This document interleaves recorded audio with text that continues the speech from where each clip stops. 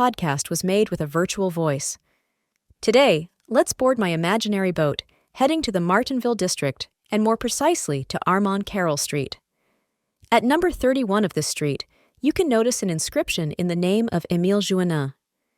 If you step back a little, admire this beautiful brick facade, symbol of the Industrial Revolution during the 19th century.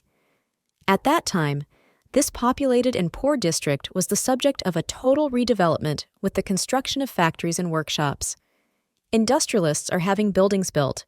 Large streets are redesigning the neighborhood for reasons of hygiene and control.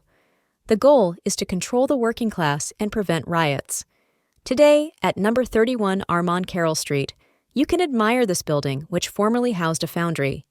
Since you're here, take the opportunity to go and awaken your taste buds in the Ma Boulangerie Bakery with a Merlotin, a sweet specialty from Rouen, which is in the spotlight in my podcast number 25.